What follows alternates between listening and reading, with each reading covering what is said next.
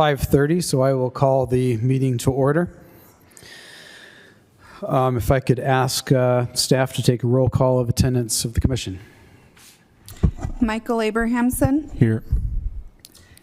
Stephen Cornell. Here. Babs DeLay. Here. Carlton Getz. Here. Emily Kearns. Here. Mark McGrath. Here. Rosemary Stem. Here. Adrian White. Here. That's quorum. All right, thank you very much. Before we get into the meeting, just a few of our usual reminders. This is an open meeting. Comments are recorded and become part of the public record. If you are speaking, please be sure to speak into the microphone. If you can hear your voice behind you, then you're probably close enough, but you do have to get pretty close in order to be recorded. If you do have comments to make on any of the public agenda items, there are cards on the desk right outside the door that you can submit as a reminder, but I will also ask if there are any other comments for each item before we close the session. And with that, we will move into the report of the chair. I don't have a report per se, but I do have something that I wanted to say. I was going to do this at the last meeting, but unfortunately was not able to attend. I am often asked what the purpose of historic preservation and the value of historic preservation is. And obviously, being on the commission, it's important to me personally. But I was going through some stuff recently, and I found this, which is a souvenir key to Independence Hall in Philadelphia that I got when I was young, years and years ago, more than I'd like to admit. And I was holding it when we were visiting Independence Hall. We were the last group and the last family out, and the park ranger asked if I wanted to use my key to lock the door to Independence Hall. Well, I thought it was just a souvenir, but sure enough, he helped me get it in and twist it, and you could hear the bolt close at Independence Hall in Philadelphia. And it was a little bit of a defining experience, although being young at the time, I didn't necessarily appreciate it quite as much. But that kind of led me to think about the question that I get and why historic preservation is important. And at the end of the day, I think it's the tangibility that matters. It is passing through the same door, sitting in the same chair, looking out the same window, which gives us a direct connection with our history more so than a dry narrative in a history book ever could.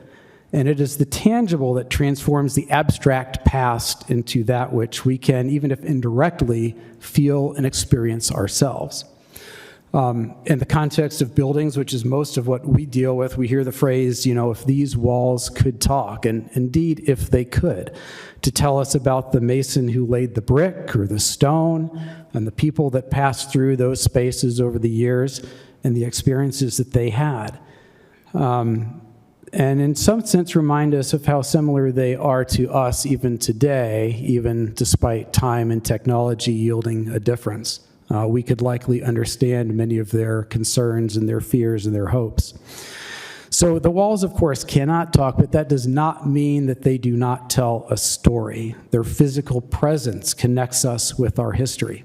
And if the walls are gone, the tangible is relegated to the abstract, and we and future generations lose even that modest, unspoken connection to our story and our past.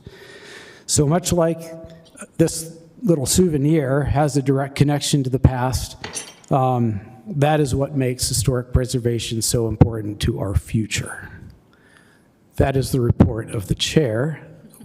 We do not have the vice chair present, so we will skip the vice chair's report and proceed to staff. Michaela. Thank you. That was beautiful. And I have to follow that. Wow. Thank you, Mr. Chair. Not too much to update on, but one very exciting thing is that the 10th East Senior Center was listed on the National Register with Gilgal Gardens, I believe, shortly behind in terms of listing. So just wanted to announce that. I also wanted to announce that the Central City, or the Avenues Community Plan update will be going to the Planning Commission on the 12th, so next week. I can't believe next week is August 12th, but it is. So for the members of the public that would like to speak to the plan, the Planning Commission may be taking action. So, thank you. All right, thank you very much. With that, we will proceed to the next agenda item, the first agenda item, which is the approval of minutes for our meeting of July. I assume that any comments on the minutes have already been submitted to staff, but does anyone have any comments on the minutes? All right, seeing none, do I have a motion to approve the minutes? So moved. All right, we have a motion. Do I have a second? Second.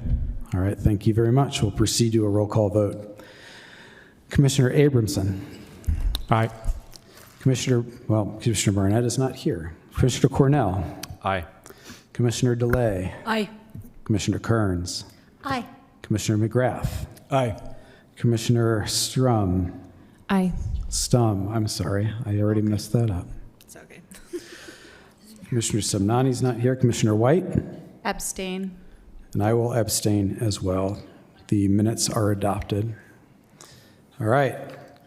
We will proceed to item number 2, which is the first item of the public hearing, which is the major alteration at approximately 378 North Quince Street. The staff report will be presented by Madison Blodgett. And I just want to tell the commission that this is the first time that Madison, thank you, Bab, that Madison has come to the Historic Landmark Commission. So, welcome.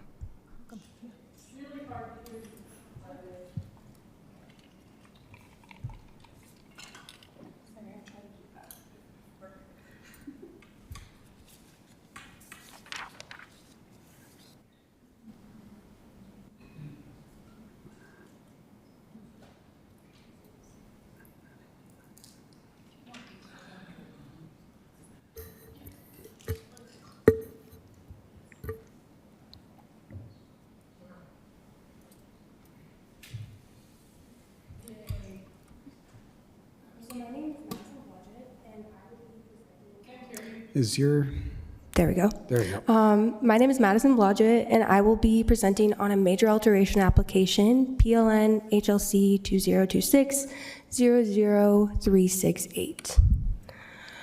The request is for approval of a major alteration to the Carlson House at 378 North Quince Street, and it's for construction of a new two-story addition. And it is staff recommendation to approve the request with the following conditions. New windows will have a minimum 3-inch reveal on the street-facing facade, and final design details will be delegated to staff. So first we'll go over some site details just for some context. The subject property, known as the Carlson House, is a local landmark site within the Capitol Hill Historic District and the SR1A zoning district. The subject property is an interior lot that fronts Quince Street. The lot is much larger than the minimum 5,000 square feet required for a single-family dwelling, and it being approximately 17,873 square feet. The lot also has an atypical shape due to the narrow extension of the lot to the north, fronting on 400 North, that is used to access parking. The property contains a single-family residence that was constructed in 1874. The home was built by August W. Carlson, which is why it's called the Carlson House. The structure is designed in the Carpenter Gothic architectural style and is recognized as the first of the style constructed in Capitol Hill and remains as one of the most intact and significant examples of this style. It was listed as a landmark site primarily for its architectural significance as being one of the earliest and most intact. And it's also associated with August W. Carlson, who was an early Capitol Hill resident. The Carpenter Gothic features found on the house include gingerbread trim, steep gable walls, intricate window pediments, and a front bay window with a balcony above. And then these pictures here are from the National Register form, and they were taken in 1977. And then these are little snippets from the registration, and it just discusses the significance, both the architectural and the historical significance. So as for the actual project, The first part of the proposal is to remove an existing addition and detached garage. The existing addition is at the rear of the home and is 1 story and has a footprint of about 750 square feet. It was constructed in 2 phases. The portion directly behind the house was in place by 1898, then expanded further into the rear in 1988. While part of this addition has existed for a while, it's not character-defining feature of the house. The historic site form only mentions that the additions are present and that they fit within the character of the house and do not significantly alter its appearance. As just discussed, the significance of the Carlson House is in its architectural style, and the existing addition does not reflect this style or contribute to its character, and its removal will not negatively impact the historic integrity of the landmark site. Additionally, there is a detached garage. It's in the rear of the property, and that will be removed. The garage was constructed in 1989, and the proposed addition does incorporate a new attached garage, so the parking requirement will still be met.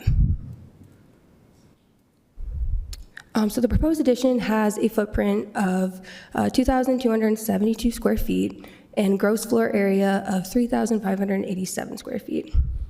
This includes an unfinished basement that will be used for storage and attached garage. The proposed height of the addition will be 25 feet, which matches the existing structure, and the proposed materials include wood, stucco, brick, and cedar shake shingles, and we'll use 2/2 windows with a 3-inch recession. The proposed addition is attached to the existing house by a glazed hallway linking feature. This feature aligns with the rear of the existing rear wall of the house.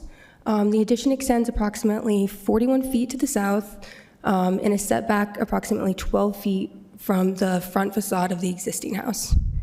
The bulk of the addition extends towards the rear of the property and is positioned to the side. The proposed addition is set back 36 feet from the front property line, 22 feet from the south side property line, 11 feet from the north side property line, and 34 feet from the rear property line. These setbacks are greater than what is required in the SR1A zoning district, and this placement provides spacing around the side and the rear of the property, which is compatible with the established development pattern in the neighborhood. The addition features varied massing components that step down toward the rear of the lot, which makes it less visible, so the Carlson House remains visually prominent from the streetscape. The addition roofline is pitched and incorporates gables, complementing the roofline of the existing house and the Carpenter Gothic style. There's also a linking element that helps create visual separation. The addition has a proposed height of 25 feet, which exceeds the maximum height of 23 feet in the zoning district, but the proposed height matches the height of the existing structure.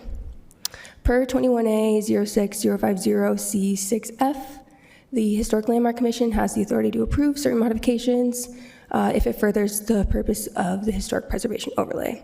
Granting modification to building height allows the addition to be consistent with the height of the existing structure and surrounding neighborhood. The design of the front windows and entry are intentional. These windows are designed as a modern interpretation of the original 2/2 bay window and will be recessed a minimum of 3 inches. The windows proposed for the rear and the side of the addition also follow this 2/2 style, even though they are not visible from the street. The entry is recessed, which reflects the pattern of the historic home, including a covered porch element supported by a single column.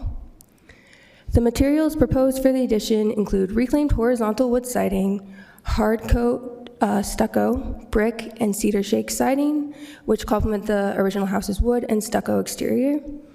These contemporary materials are intentionally subdued to maintain the house as the site's focal point.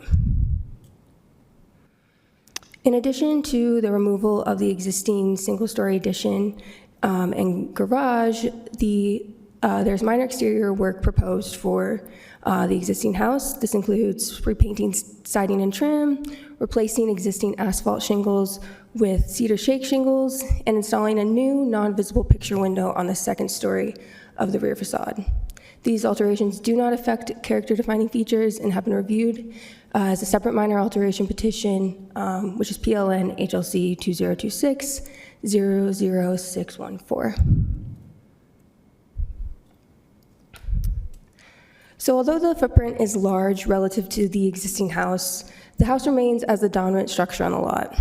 And this is due to the natural grade between the sidewalk and the project site. The building sits above street level, which helps reduce the perceived mass of the structure and softens its overall impact. The views are less direct, and the presence appears more subdued than it would be if it was on a flat lot. The front facade is also set back an additional 12 feet from the front facade of the historic house, which further reduces the visibility of the addition from the street. Design compatibility was another key item considered throughout this review process. Preservation Standard 8 in the City Code states that contemporary design for alterations and additions to existing properties shall not be discouraged when such alterations and additions do not destroy significant cultural, historical, architectural, and archaeological material. And the design of this addition preserves the historic house in its entirety. The addition is located to the side and attached via a linking feature, which reduces disturbance of the existing structure compared to being fully attached at the rear. This linking feature, combined with the addition setback, ensures that the historic structure is not overshadowed by the addition. Design details and materials such as recessed windows, reclaimed wood, horizontal siding, and cedar shingles, and the 2/2 window style are complementary. Not only are these elements compatible, they are clearly identifiable as new work and do not destroy historic material. In addition to Standard 8, supporting the use of these contemporary materials, Standard 3 states that all sites, structures, and objects shall be recognized as products of their own time. Alterations that have no historical basis, which seeks to create a false sense of history or architecture, are not allowed. And so this proposed design is easily recognizable as a product of its own time. Contemporary materials and design elements do not create a false sense of history or attempt to replicate the architecture of the existing house. Intentional details on the addition still complement the historic features on the house by using subdued modern interpretations of historic architectural details, as already discussed. These details do not attempt to imitate historic features, but let the historic house be the focal point and remain recognizable as a product of its own time. Additionally, the linking feature between the existing house and addition helped create that physical distance and separation between the two. So character preservation of the historic house is another important consideration in the review. So Preservation Standard 2 states the historic character of a property shall be retained and preserved. The removal of historic materials or alteration of features and spaces that characterize a property shall be avoided. This proposal does not include removal of any historic materials or character-defining architectural elements. The existing addition that will be removed is not character-defining feature, and its removal will not negatively impact the character of the house. Additionally, the location and attachment design further preserve the character of the house by creating visual separation, preserving the building's square form and prominence on the lot, and by supporting a modification that enhances the livability and function of the structure. The lot can remain as containing only one single-family dwelling and maintains the large atypical size and shape that helps to characterize the site.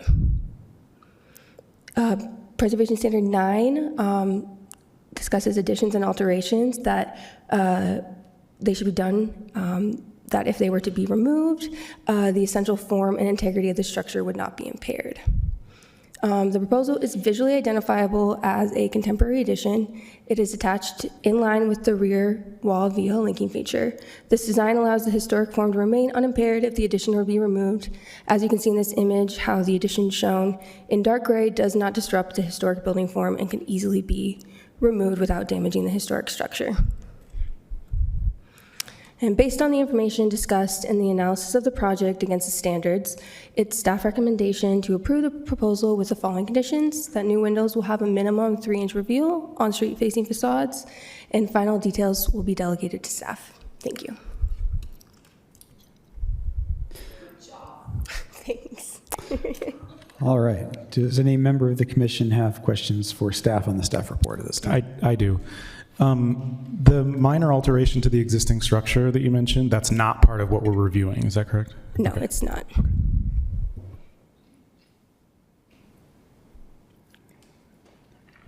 Okay. I don't know if this question is better for you or for the applicant, but the reclaimed wood siding material, does that match, is that similar to the existing siding of the house, or is it different?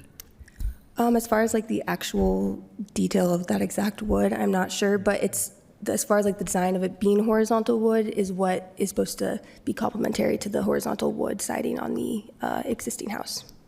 I would like to see the wood reclaimed from the garage and the addition. It's sound and actually reclaimed, I feel like. Microphone. Can you clarify on the roofing? Is it cedar shakes or cedar shingles? Because those are two different things, but it says shake shingles in the... Yeah, Can you turn your microphone on? Is your microphone on? Yeah. All right, just may need to get a little closer. Okay. So they're going to be like cedar shingles. I apologize, I don't have those plans pulled up right now, but I was just copying what was from the plans. So I apologize for not having the answer right now. That's okay. Just wanted to clarify that. Any other questions? Reclaim should mean something. All right, seeing none. I should have covered this before we move into the applicant's portion. I should have covered this earlier, but the way that this works is after the staff report and commission questions to the staff, the applicant has the opportunity to come up and make a presentation for up to 10 minutes if they so choose. After that, we have the public comment period. The applicant has the opportunity at the end of the public comment period to respond to any of the public comments if they so choose, and at that point in time, we move into executive session. With that, is the applicant present, and would they like to make a presentation? Yes. Great. Come up to the front table. Please, when you do, state your name. Make sure you get very close to the microphone and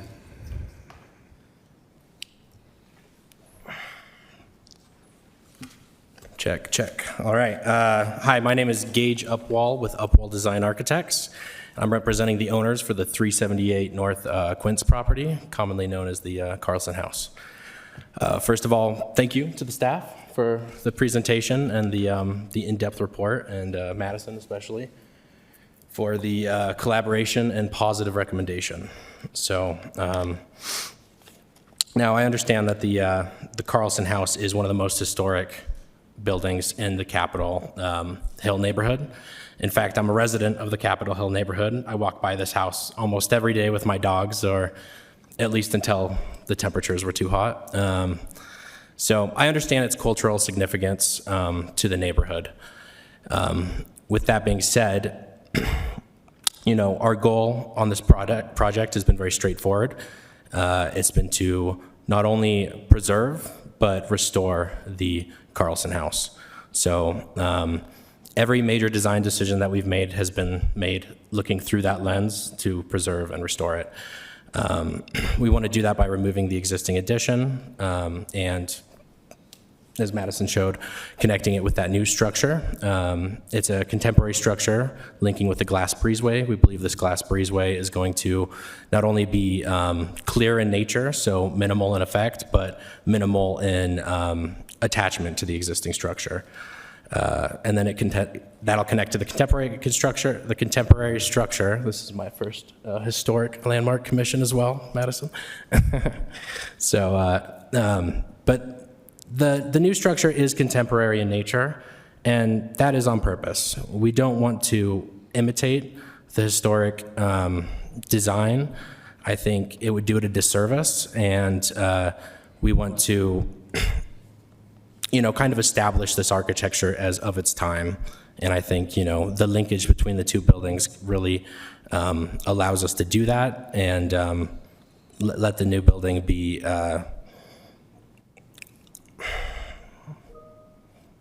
within compatible with the existing property. It is 2 stories, and it does match the existing structure, but as noted in the presentation, from Quince, it's set back, it's subordinate to the historical structure, and it is purposefully low in massing. So, you know, that's gonna make the landmark Carlson House to be the dominant visual as you pass by. And as you look up, that setback is going to allow that structure to become even minimal, and it's only going to step back up, as the existing grade flows up the hill as well.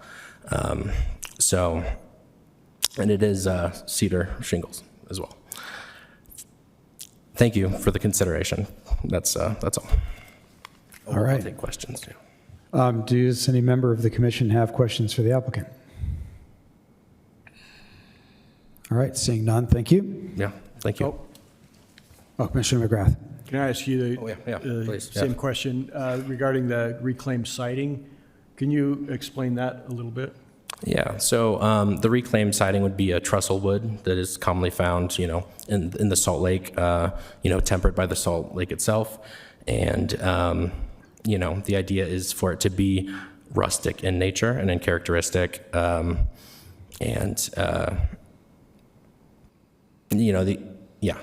Just to be rustic. And This would be like unpainted wood? no, it'd be a reclaimed wood, like reclaimed barn wood, like the reclaimed garage. But instead from, the actual house itself, it would just be sourced, elsewhere. Okay. So it doesn't match the existing? It does not match the existing currently, no. And the stucco? I'm sorry, could you get a little closer to the, yeah. Sorry. The stucco, is that actual stucco or is that synthetic stucco? It would be synthetic stucco, Synthetic? probably, yeah, or just contemporary stucco, Okay. yeah.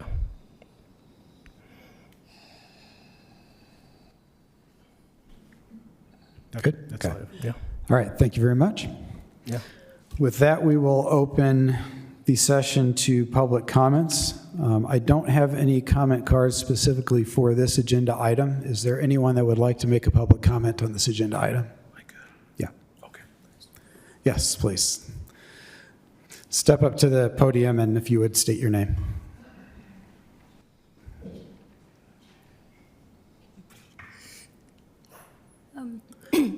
I'm sorry, would you mind going up to the podium? Oh, I've never done this before. No, that's all right, that's all right. We have lots of firsts tonight. I thought it was interesting that you were calling that the podium. I was like, it doesn't look like a podium, but okay. Is that microphone on? Do you see a little green light? Yes. Okay. I see good. a green All right. light. Excellent, thank you. Okay. So my name is Liz Yeager, and I'm representing Preservation Utah today. This is my first time also, so I'll try to be as awesome as I can. It's very echoey. It's odd. Okay. Although the proposed addition contrasts with the character of the historic Carlson house and would noticeably alter its appearance, its contemporary design does avoid creating a false sense of history. Oh my gosh, the echo is killing me. It is clear that efforts have been made to design an addition of compatible with the historic preservation rules and regulations. So we do recognize, we see that you guys are trying really hard, and I do appreciate that. Despite this, we did find that our primary issue and concern with the proposed addition is the scale and visual prominence of the addition as it is viewed from the street-facing primary facade. The addition, being the same height and nearly twice as wide, competes visually with the historic Carlson house rather than reading as a secondary structure. Under the Secretary of Interior standards, additions should be subordinate to the historic building. Ideally, an addition would be behind the original home, discreet, minimally visible from the primary facade. Because this proposed addition is street-facing and visually appears to adjoin the primary facade of the historic home, maintaining that hierarchy is especially important. We suggest reducing the addition's overall size, front-facing width, height, and setback to help ensure that the Carlson house remains the primary visual focus. Increasing the separation between the historic house and the addition will also help the Carlson house remain the primary focus. That's all I have. Okay, thank you. Are there any other public comments or anyone else like to make a public comment on this item? All right, seeing none. The applicant does have an opportunity to respond to any of the public comments if they so choose, but there's no obligation to, if you would like to. Okay.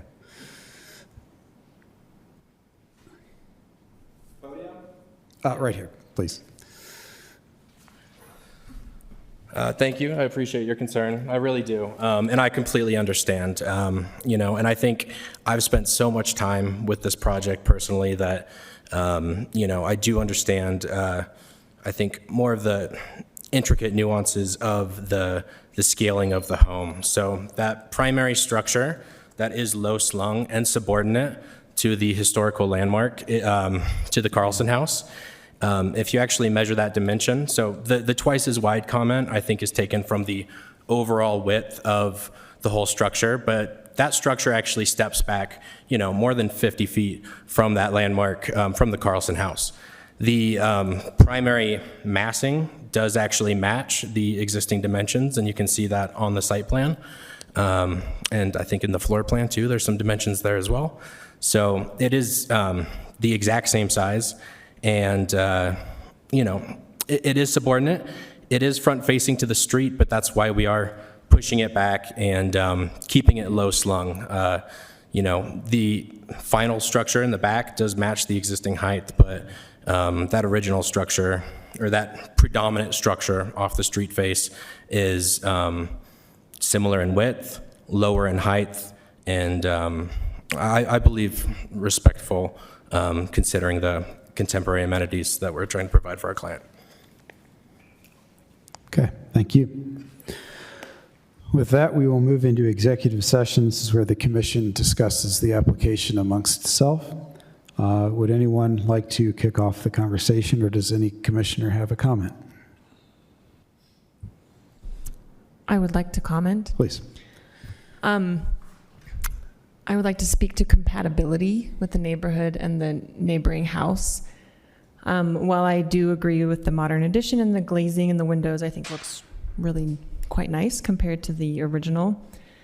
I do agree with Liz in that the scale, especially when it comes to the curved porch on the front, it does distract from the original home. And that combined with the siding, I don't think that barnwood siding is also compatible material with the original or potentially even with the neighborhood.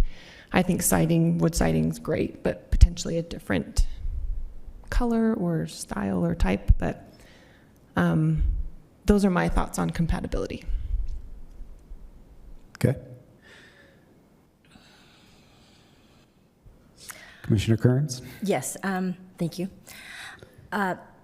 So could you this get just building, a little closer? This building is doing, this addition is doing a very good job being its own building.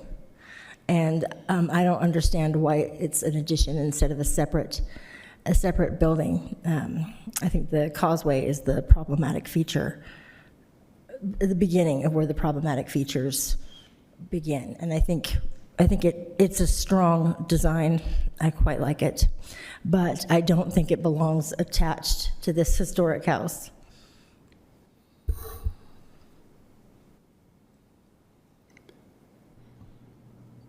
Okay, I have a number of things to say. I think I have a number of issues with this proposal. The first being that we're allowing an 1898 addition to be torn down, and I think that probably has, even though it follows the initial construction of the building by 24 years, I think that still has gained a significance in its own right, even though it's not of the same style. So I have an issue with that, because it doesn't look like the new work, except for the garden, is encroaching on that original addition. Sorry, that 1898 addition. So I question why we're demolishing a portion of the building that has, in my opinion, gained significance in its own right. So that's number one. Number two, I think, it's not compatible. I think I agree with the applicant, and I think it's a good design approach to differentiate this from the original house. I think you've done a fairly good job at attempting that. I think the use of reclaimed siding is, like others have said, problematic. I think that we could find a more similar material. I think the use of brick is another problem. I don't see brick anywhere on the existing house, and I think that material is foreign to this project. So I would like to see something other than brick. Maybe it's wood siding again instead of the brick. In addition, where that brick is located on that front facade, it is an element that appears very bulky. There's a form there that appears very bulky, and it seems to sort of pull the weight away from the original house and draw attention more to that addition. And I would actually like to see that. It's essentially the planter that extends up from the first floor to the second floor.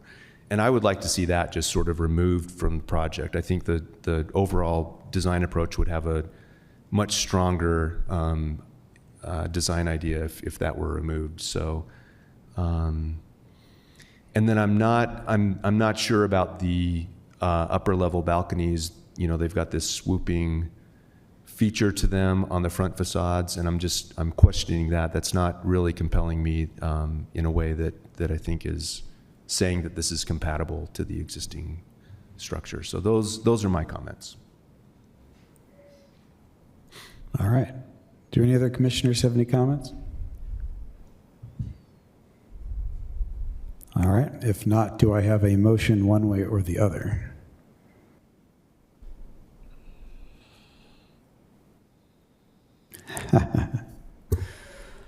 Oh, Michaela has something to say. I was just going to follow up to what Commissioner Cornell said in terms of the acquired significance. This is something that we looked at, and we did look at the National Park Service standards that provide guidance in one of their briefings related to additions that may have acquired significance in their own right. And one of the things that it says is that a property's period of significance, or by virtue of age, of the change's age, may not be enough to have it be significant. It also says that some changes may have no historical or architectural merit and may otherwise not be sufficiently important that they have to be retained. And so this is something that we considered because this is specifically mentioned in the National Register nomination form, that the additions themselves do not add to the architectural character, which is the reason why the building is significant. One of the reasons. Thank you for that context. I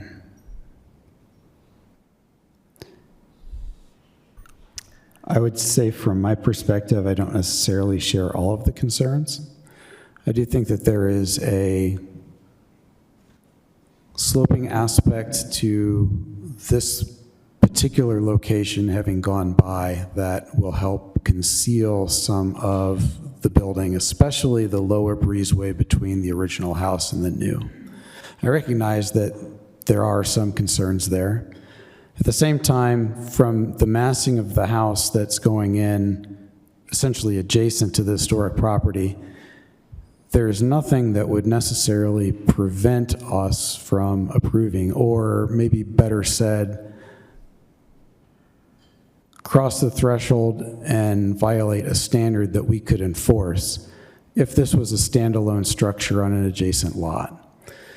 The design of the house, the modern nature of it, the materials, we can have conversation about the compatibility of those with the existing structure, but to the extent that we're looking at standards that we need to apply, the slope of the property and the lower section of the breezeway that connects the two, in my view, minimizes the impact of the new building on the existing, such that in large part it is a standalone structure which would not face any opposition from the commission necessarily.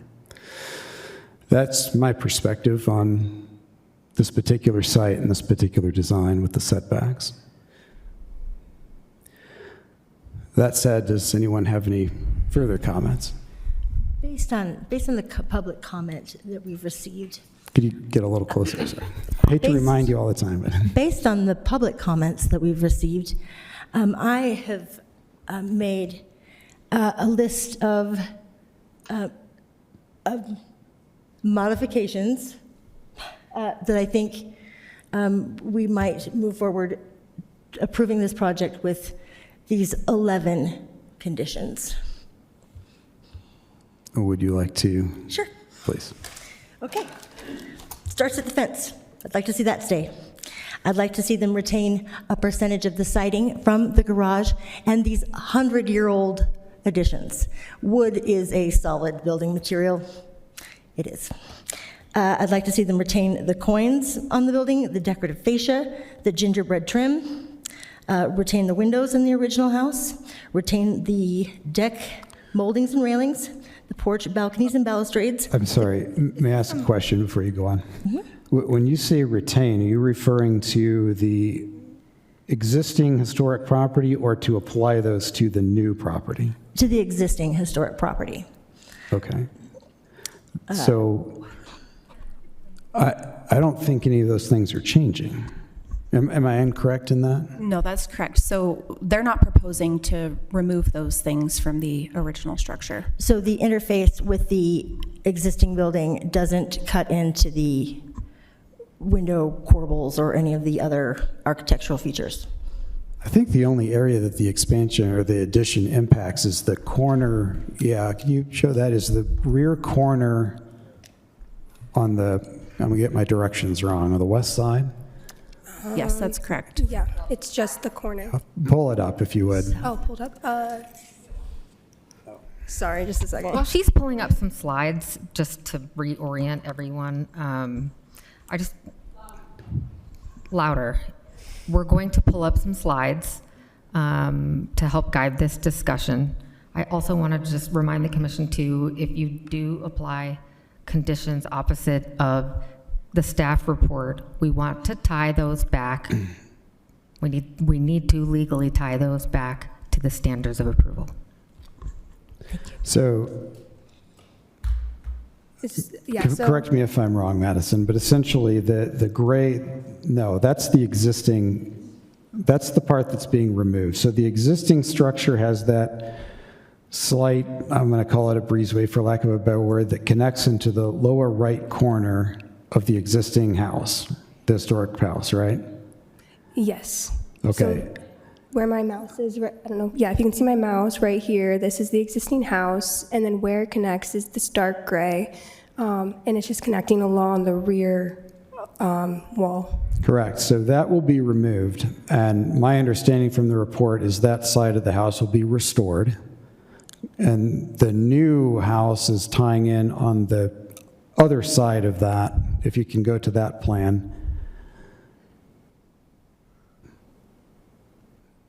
So yeah, here you can see it. Go to the actual plan if you would.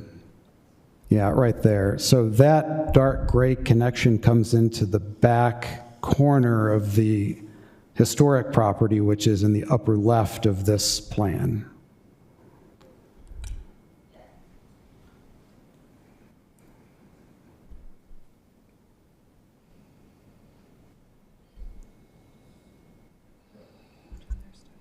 And if we need to bring the architect up to help with this discussion, I'm sure that he would be willing to clarify anything. Well, before we do, I guess, Commissioner Kearns, does that address your concerns, or is there something that you see that is a concern to you? Also, if that's a little difficult to see, page 16 of the staff report has the full plans in them, and it's a little bit easier to see the existing structure, the existing additions, and then the proposal. Madison, do you happen to have the staff report file? Let's see.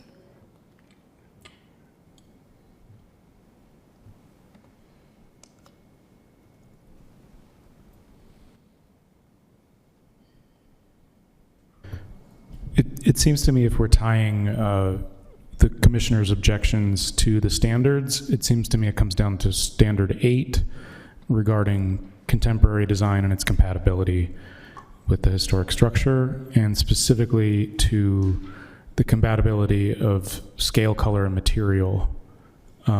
It seems to me that those are the key words for us if we wanted to structure a different motion. Would you mind writing that standard reference down here just so we've got it readily available?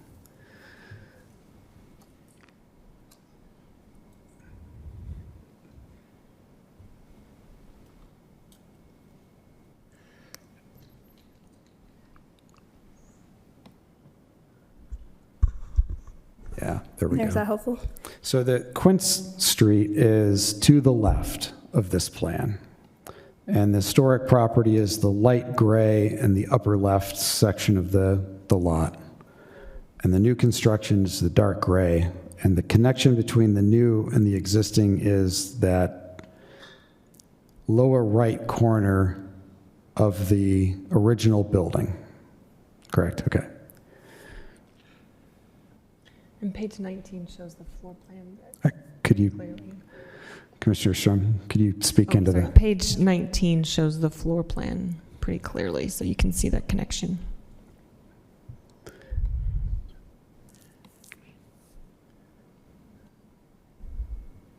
Yeah, so again, Quince Street is to the left.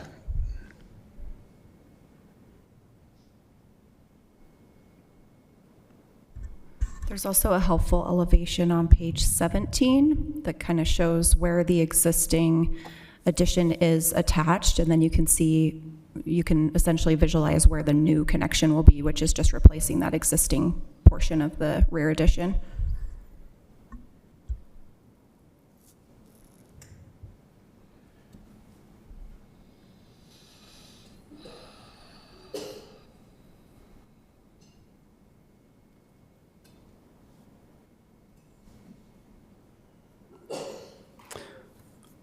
Commissioner Kearns, do you have any further comment?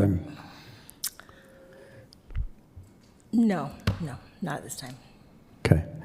Thank you. Do any other commissioners have any further comments? I would just like to agree with Commissioner Abrahamson about the specific conditions about the compatibility that he's writing down.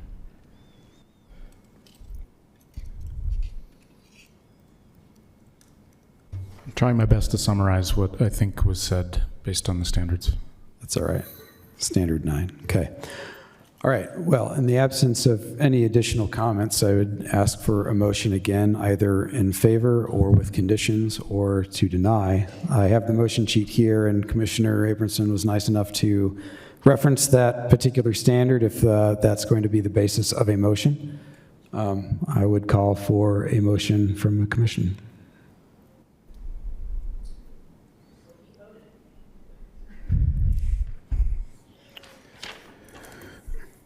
I move the commission deny this major alteration application because evidence has not been presented that demonstrates the proposal complies with the following standards. Specifically, standard 9, and specifically the portion of that standard regarding scale, color, and material.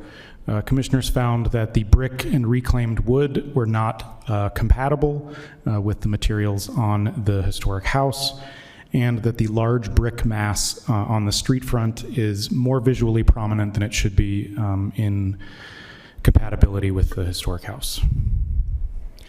Okay, thank you. Do I have a second? Can I add to that? Wait. Friendly amendment, sure. Wait, no, I'm not getting whether you're for or against. There was a motion to deny. Okay, all right, thank you. Yes.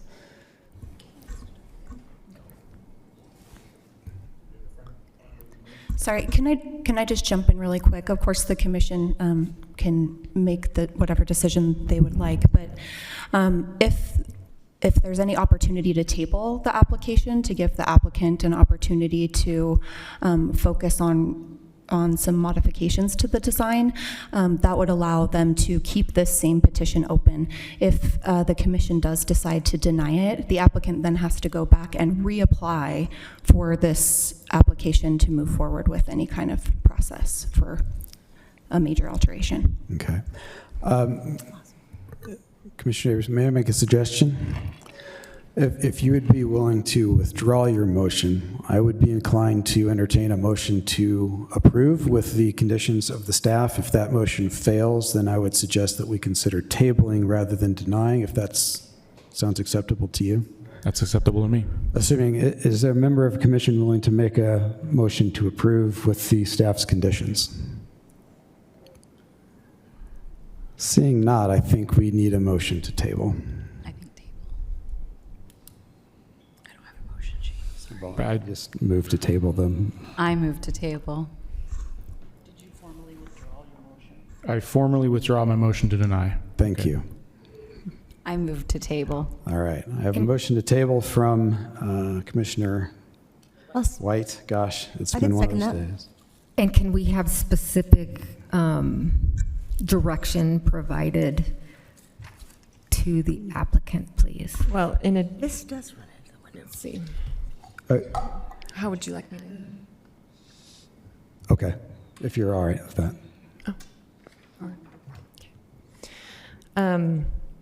I'm just going to reread what was read before and then add a little thing. The motion to table this for the reasons being does not comply with Standard 9 specifically due to the addition's scale, color, and material, brick and reclaimed wood not found compatible, large brick mass on the street front, visually prominent, as well as the curved front patio is also visually prominent and distracting from the original structure.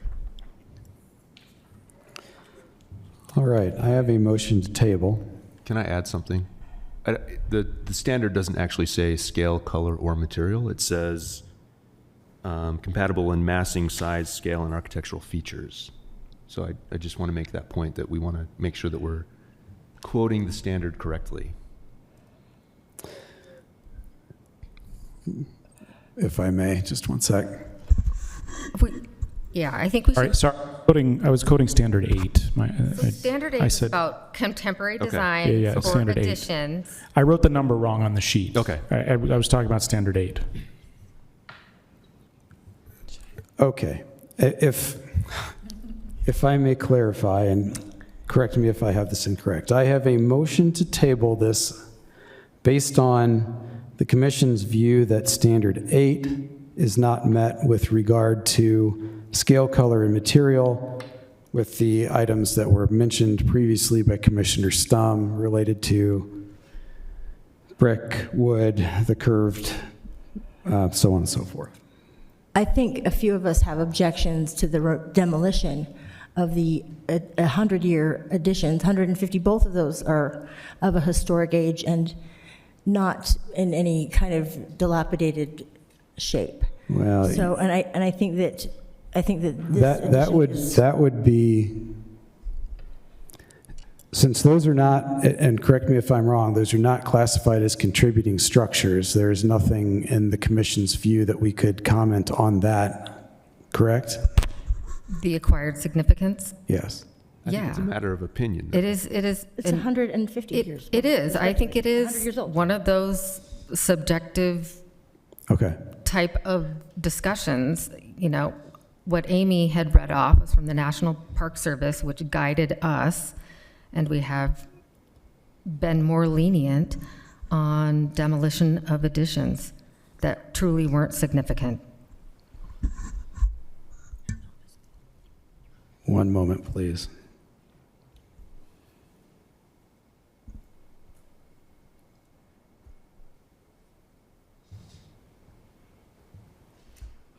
And that with the basis of this landmark structure, that addition does not rise to that level of significance.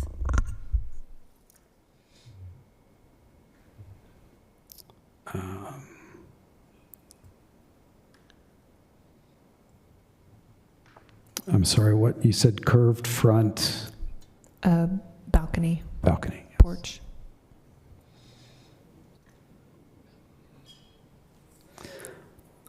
All right, for clarity, may I read the motion and verify that this is correct? All right. The motion is to table this item based on the view that it does not comply with Standard 8 specifically due to the addition's scale, color, and material. The particular concerns are the brick and reclaimed wood are not found compatible. The large brick mass on the street front is visually prominent. The curved front balcony and porch is not considered compatible, and there are concerns with respect to the demolition of the 1898 addition on the rear of the building, which may be considered contributing or historically significant, I should say. Is that correct? It would be getting status in its own right. Staff is of the opinion that it isn't an architecturally significant addition. Okay, that's why I asked. In our report, so is the commission of the mind that it is I think one thing. And I think when it comes to speaking to scale, if you could give them, the design team, more specifics and guidance on scale, sir.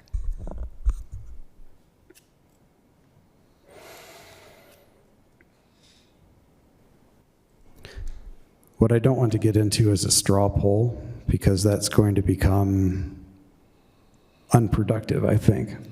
I'm not sure how many commissioners have concerns about which aspects, and that may be something that needs to be clarified, but I don't know that it should be done as part of the motion here. Correct. You could withdraw that motion and discuss the acquired significance again, if you wish, and Amy can repeat, and we can kind of slow down with where staff is, and you can have that discussion. All right. This is what I'm going to suggest based on that. Commissioner White? Yes.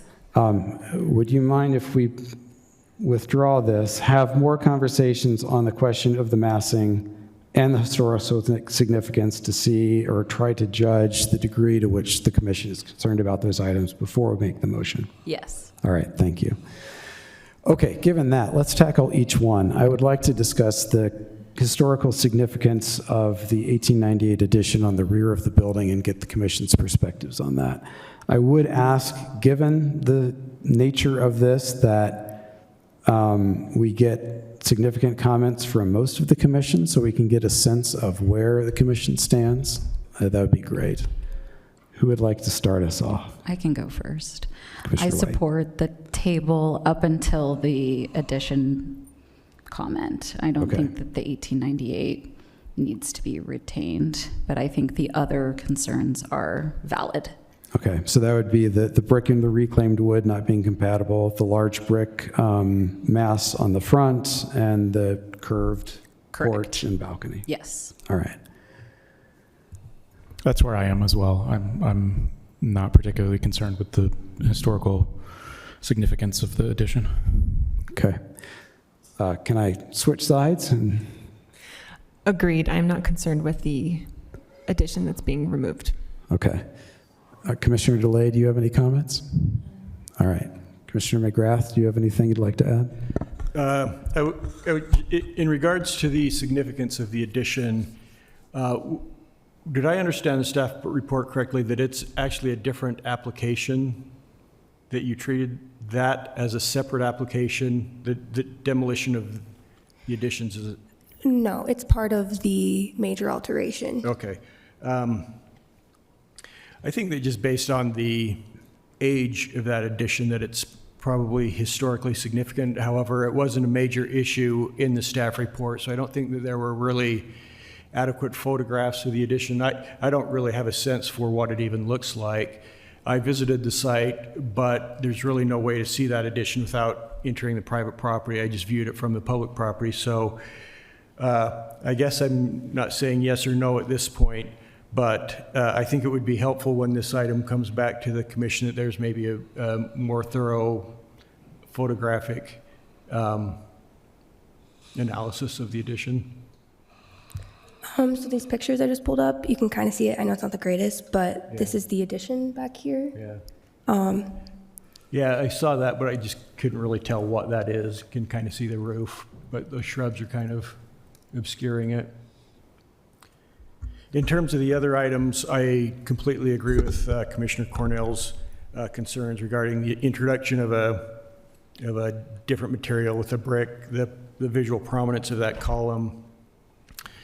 I think the wood siding, I think it's obviously important to differentiate the addition from the original building, but at the same time, I think it's important to respect the original building by maybe giving it a little bit more of a nod in terms of materials. I think through the siding or how the stucco was treated, just paying respect to the original structure, I think would be appropriate. So, Okay, thank you. Commissioner Cornell, do you have anything you'd like to add? Yeah, just quickly, I think, just suggesting that we're demolishing an 1898 addition to a house is a bit jarring to me. I think we need more justification for why it needs to be demolished. Is it in, deplorable shape? Is it dilapidated? What is its condition? It doesn't appear to encroach or obstruct the new addition that you're building on the site anyway. So I'm not really clear why we're demolishing that 1898 portion. And I'm looking at it as two additions. So there's an 1898 portion and I believe a 1980s portion as well. 86. That's Well, the garage. detached garage is from the 80s. Yeah, there's actually two additions that date to different periods on that site. So I just want us to, I want there to be better justification for why it needs to be demolished, rather than just saying we want to, create a big picture window and that's the justification. I think for me, I'm getting a bit hung up on this idea that we're just going to approve this demolition of this 1898 addition. So I would like more justification. All right, thank you. Commissioner Kearns, do you have anything you'd like to add? Thank you, I would. I feel like this addition obscures most of the south side of the existing building. And the way it's drawn on page 22, it smacks right into the southern-facing window. So I just don't think that causeway goes there. It shouldn't obscure the original building. Okay. All right, I think we got a sense overall of where the commission stands. With respect to the concern about massing, in order to provide some direction for staff to work with the applicant on thoughts on that, let's discuss that massing of the new structure, if I understand the concern relative to the historic structure. Is there anyone that would like to lead off on that to provide some thoughts on exactly what the concerns are and what the potential resolution might be?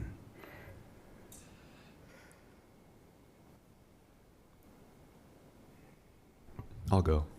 I think I'm reiterating what I said before, but I think, again, it's that brick massing that's so prominent on the front of the property. I think that's an element that I would like to see just removed. I think it's drawing more attention to that addition than it needs to. I think the addition would be more successful without that element on the front of the property. And again, just the balconies and their sort of, this new form that the balconies are presenting to the street. I think those are problematic as well. So if I understand you correctly, it's the more concern about the mass of brick on the front of the building that draws attraction to that, the addition, versus the size of the addition itself. I think the size, it's obviously not compatible in size, but the way that it's set on the site, the way that it steps back, I think I could get on board with the size of the addition. Okay. So, all right. Yeah. Mr. Chair? Yes. I feel like we're getting a little bit, I'm just thinking about how if we take all of these comments, it's a lot of design by committee, I think, at this point. And I'm not entirely sure how to Talk louder. I feel like we're doing a little bit of design by committee when we're tabling it, and how is the architect, should we just come back with the discussion of the removal of the addition? Or No, or is it perhaps the building materials and the massing need to be more, I think, compatible with the actual structure itself. Yeah, I think based on the comments that I've heard so far, we've got a pretty good consensus of the direction that the commission is concerned about in terms of the massing and whatnot. Am I incorrect in that? No. All right. Based on that, unless any commissioners have an additional comment, I would suggest that we make the motion to table with, would you like to read my chicken scratch? I will try. Okay. So I make a motion that we table this under the condition that this application does not comply with Standard 8, specifically due to the addition's scale, color, and material. Specifically, the brick and reclaimed wood are not found to be compatible. The large brick mass on the street front is too visually prominent. What does that say? Curved front. Oh, the curved front balcony and porch is not compatible, and the massing of the new structure. But Oh, wait. one. Oh, do you need to cross that out? Yeah. Okay. Sorry. And that's it. Okay. Thank you. Do I have a second? So, I'm sorry. Please. This is not including coming back with more information and justification on removal of the addition, correct? Correct. Thank you. Do I have a motion, or excuse me, a second on the motion to table as presented? I'll second. All right. Commissioner Stum, thank you. We'll proceed to a roll call. Commissioner Abramson. Aye. Commissioner Cornell. Aye. Commissioner DeLay. Abstain. Commissioner Kearns. Aye. Commissioner McGrath. Aye. Commissioner Stum. Aye. Commissioner White. Aye.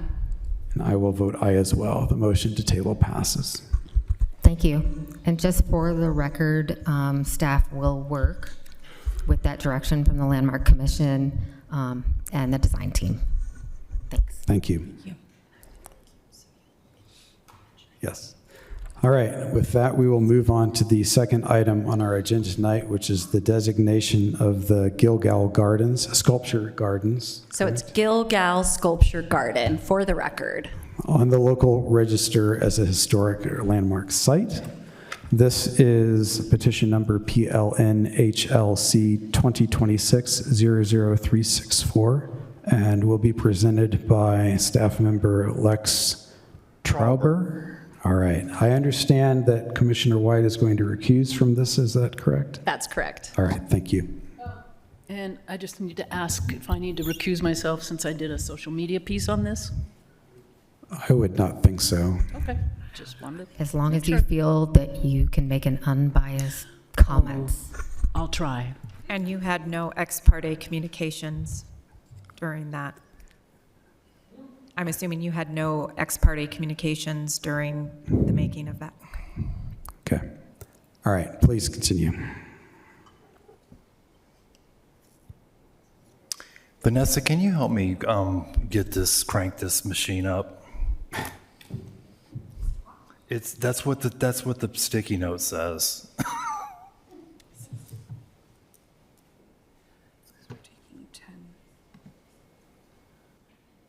What's happening?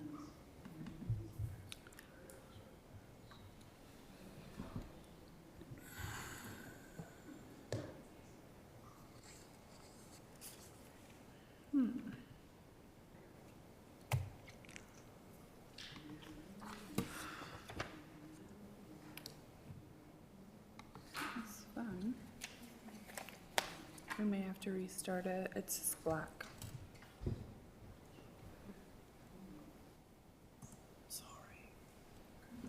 I don't know what happened. That's what we're seeing.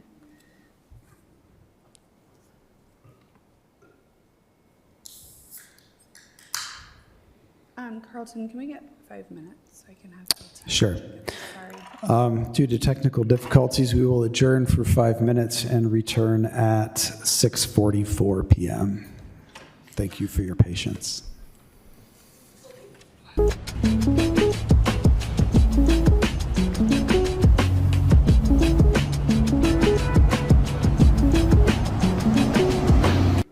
I'm just going to reintroduce the item on the agenda that we are going to discuss here while the computer is getting set up. Hopefully that will resolve. Sure, absolutely.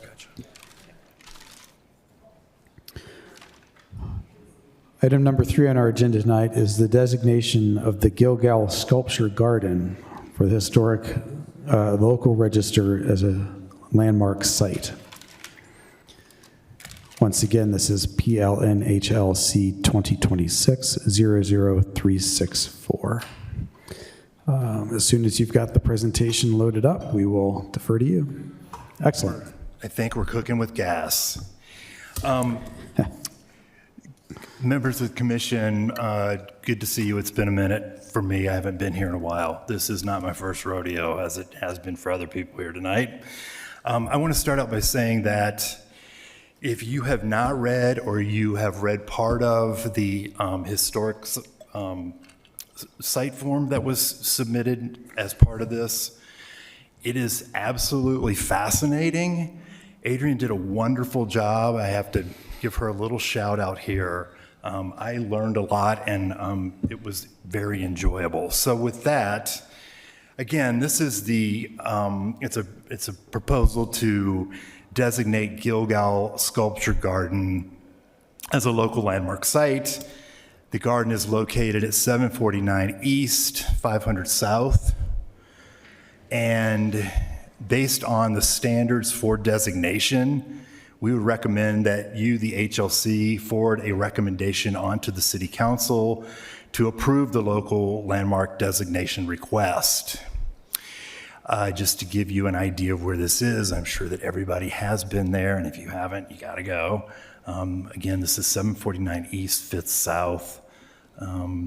The property is zoned primarily open space. There is one little portion here on the east side, I don't know if you can see my cursor, that is zoned RMF 35, and that was because there was a boundary adjustment in the past to include portions of the garden that were actually on that residential property to the east.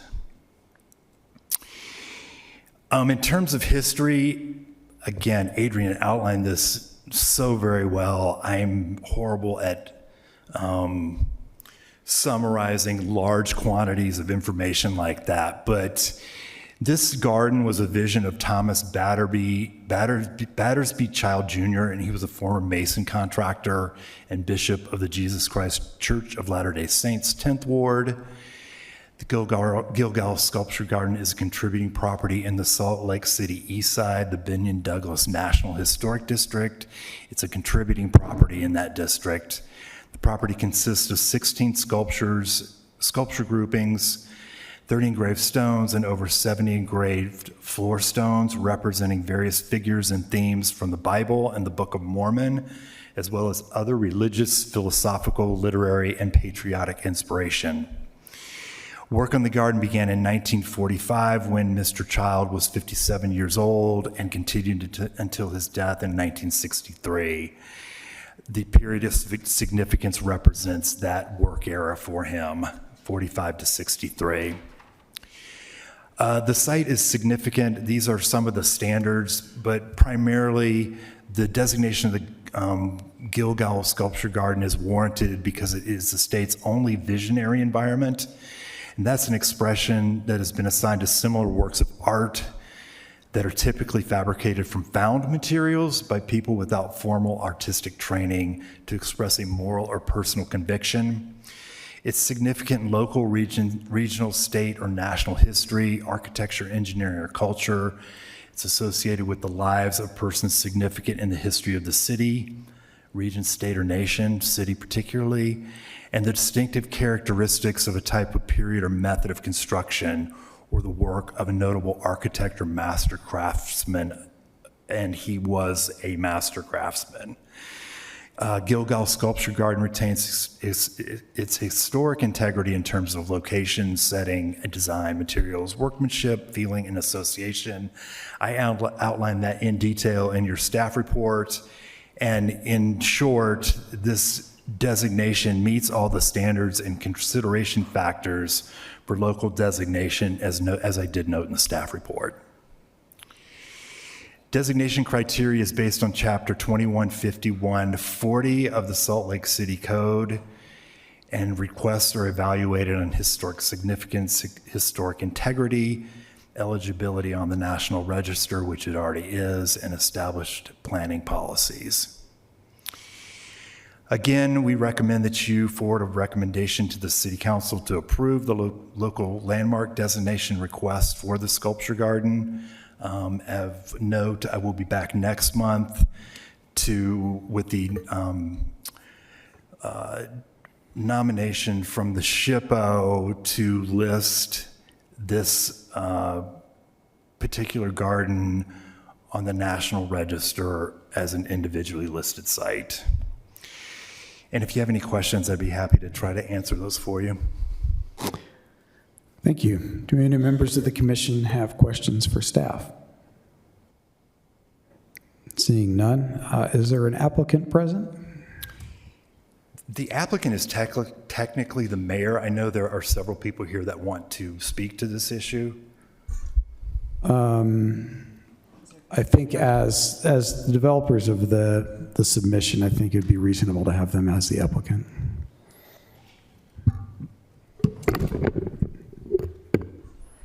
I mean, the applicant is the mayor. However, Friends of Gilgal Gardens worked with the mayor to initiate this petition, so that seems reasonable. This is Adrienne White. I am speaking as the founder and CEO of House Genealogy and not as a member of the Historic Landmark Commission at this time. I want to thank you, Lex, for your kind words. I'm glad you enjoyed my research. And this is Judy Short. She is the president of Friends of Gilgal Garden. We don't have a formal presentation for you, but we are here to answer any questions if you have them. Do members of the commission have questions?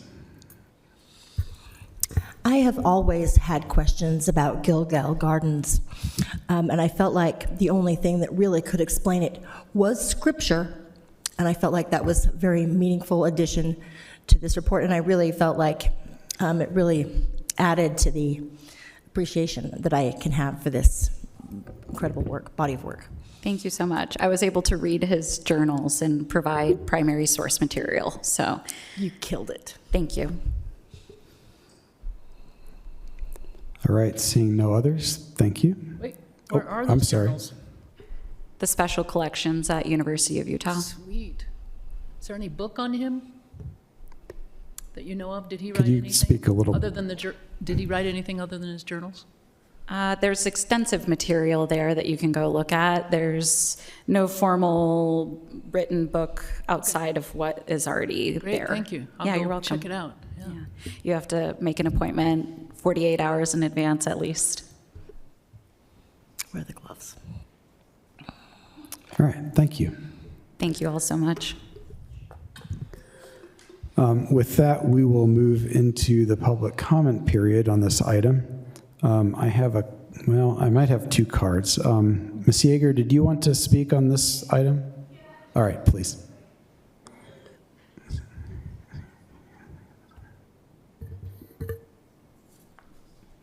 I just wanted to give a quick recommendation from Preservation Utah that we are fully in support of this. It's a super unique property, very, very important and significant. So yeah, we're fully in support. That's all. Thank you. The next comment card I have is from Cindy Cromer. My name is Sorry, Cindy. sorry, just 1 second. Can we pause for just 1 minute? Thank you.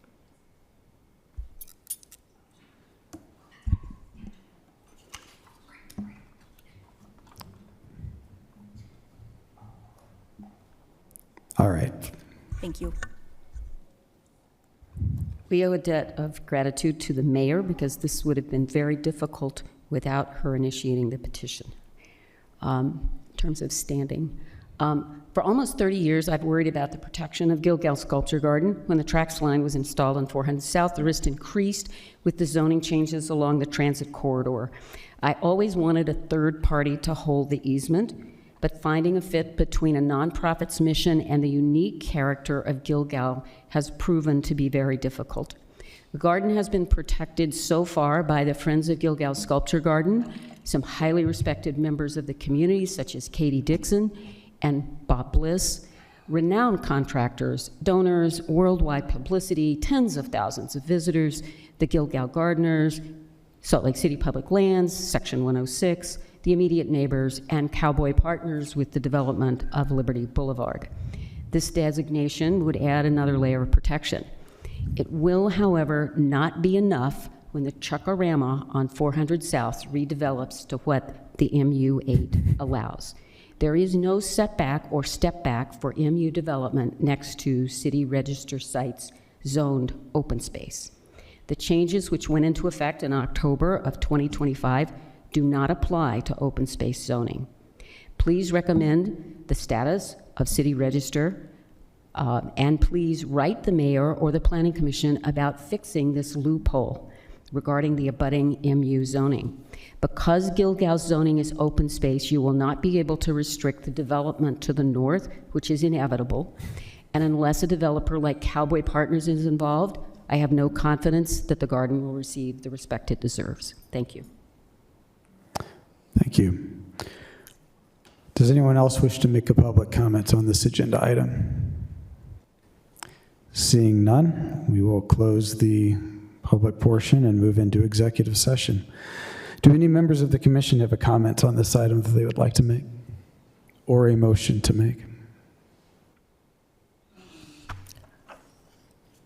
I motion that we forward an approval based on the information presented. Would you? On the motion sheet's right there. If sheet PLN HC HLC 202600364. I move that we motion to approve.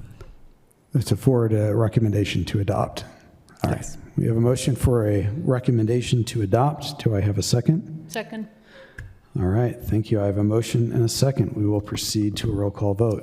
Do we discuss before we vote? Do we discuss? We can. Well, no, we generally don't. Once we have a second, we proceed to the vote. If there's discussion, it would be previous to the motion. Okay. I would just, what Cindy brought up seems very important. How can we? Your microphone, please. How can we throw that into this, or should we make a separate recommendation about this to the mayor's office? No? That does not get forward. This is the commission forwarding a recommendation, well, to adopt, to approve. yes, to adopt this.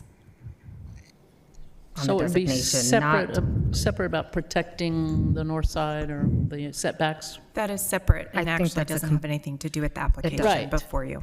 So that's what I asked. Should we have a separate motion? Is this relevant here? No. Okay, thank you. Never mind. Okay, we do have a motion and a second. Commissioner Abramson. Aye. Commissioner Cornell. Aye. Commissioner DeLay. Aye. Commissioner Kearns. Aye. Commissioner McGrath. I visited the site today while I was out and about, and I was reminded of a quote from the great Jane Jacobs, who said, "The greatest asset a city or neighborhood can have is something different from any other place." And I think there's maybe no place on earth that kind of fits that bill better than Gilgal Garden. Enthusiastic, yes. Commissioner Stum. Yes, aye. And I will vote aye as well. The motion passes. All right. We will move on to our last agenda item for the evening, which is the relocation of a contributing structure at approximately 630 South, 700 East. This is petition number PLNHLC 2026-00447, and the designated staff member is Michaela Bell. In addition, I have a couple items here that we have been requested to distribute to the commission on this item.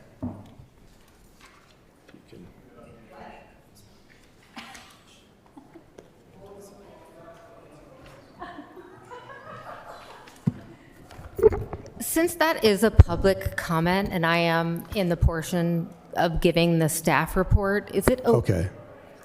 I can okay hold if that we- until the if we public comment. hold that? All right.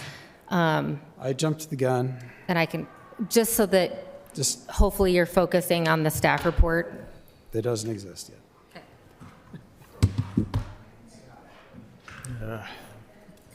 Okay, he can have his, is this working? Do you have to like bring whatever? You just recuse yourself for that one. If not, I can just It's connect impressive mine. that he didn't start until he was 57. He got so much know. done. Yeah. I feel like very optimistic about That's that. what I was thinking, man, he must have worked on that nonstop. Oh, he had good neighbors, you know. Okay. Hello.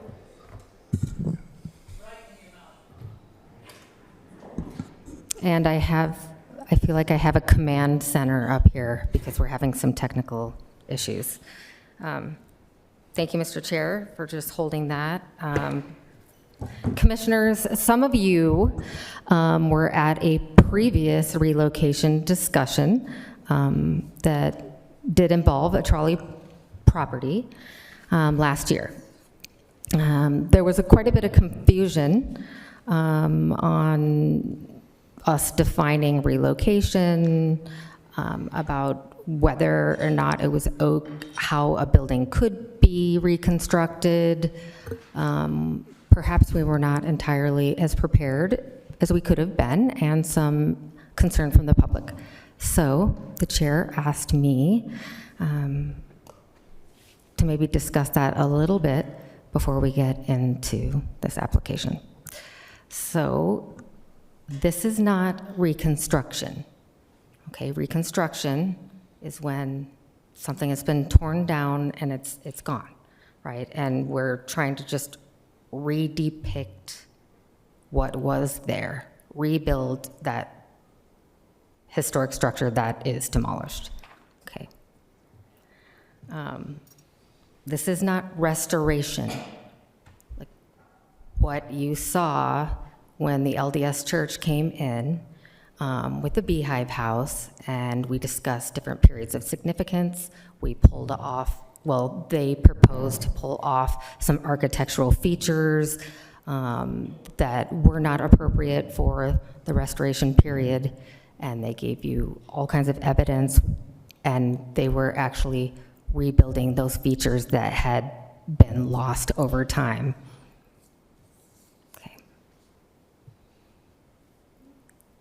Now, there was a statement about a year ago about moving historic buildings, and the National Park Service did not have anything about moving historic buildings.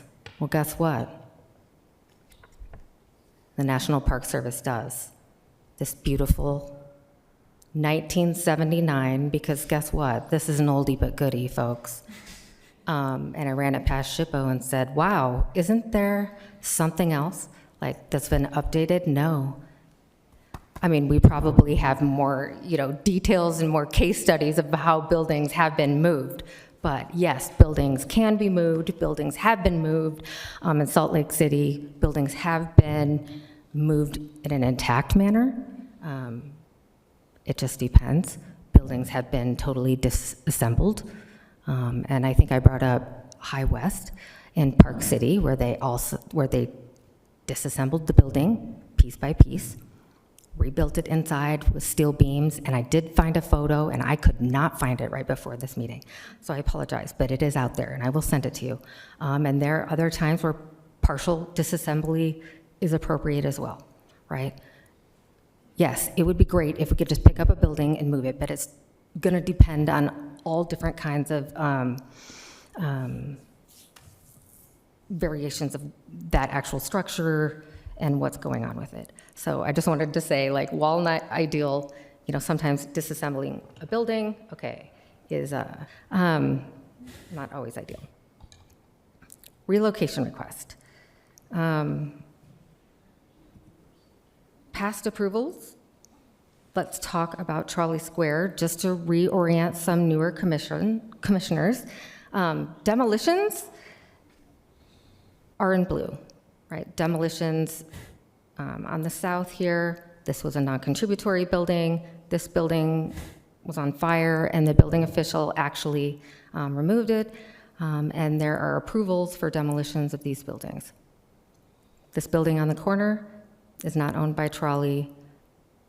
It will be staying. It is not part of this redevelopment site. This is the subject property that we're talking about right now. It is a request for house relocation, and you can see on this map, I would say, I want to orient you to really the redevelopment site, which is the south parking lot of Trolley Square. And staff is recommending approval with conditions.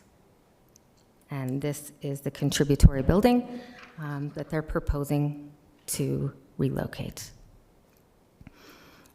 It's in Central City Local Historic District, where it is cited at the moment. The relocation address is also within Central City Historic District. If you recall, a couple months ago, there was an approval for relocation of another building that went down here. So both of these relocations have been thought out to be within the local historic district, which is a positive. And the property is going to an SR3 zoning district. That is a base zone that basically has zoning regulations for interior blocks, which this structure would fit on an interior block. There is one staff condition. It's more of a reminder, really, is that to relocate this building to the lot, there will be a subdivision. The applicants and their attorneys are absolutely aware that a subdivision of the lot would have to occur to finalize this. In your staff report, there are standards for relocation. Yes, a year ago, there were some comments that perhaps we could update these standards for relocation, and that is definitely on our queue. Quickly go through them. The purpose is to abate demolition of the structure, that it's not going to diminish the overall physical integrity of the district, right?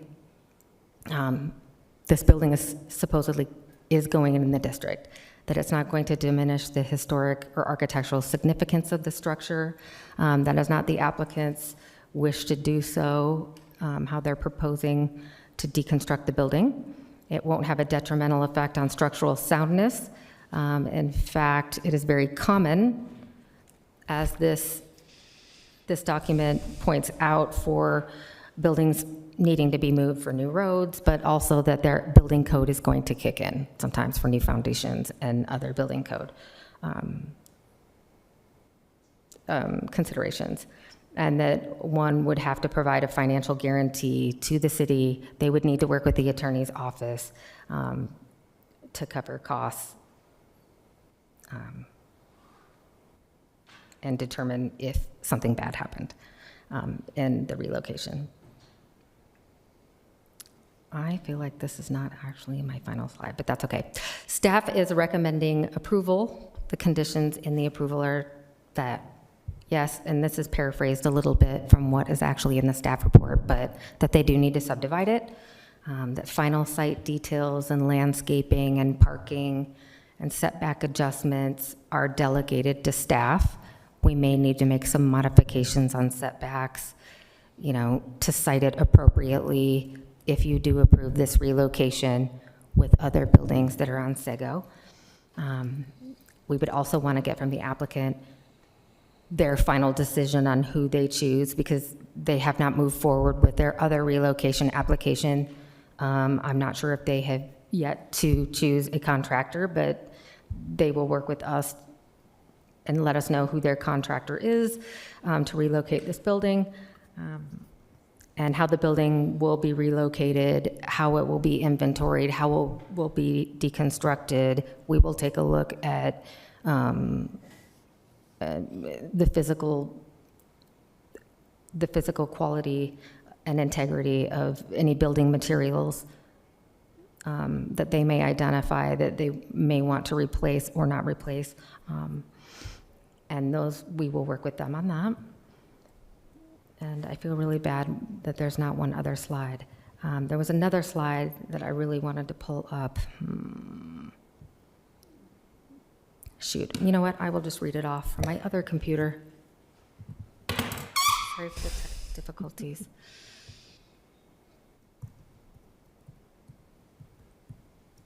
And it talks about the purpose of the overlay. Acknowledging that, the commission may want perhaps more robust standards than we have on the books. Oh gosh, this is not working. Well, it must be that day, everyone. Just a moment.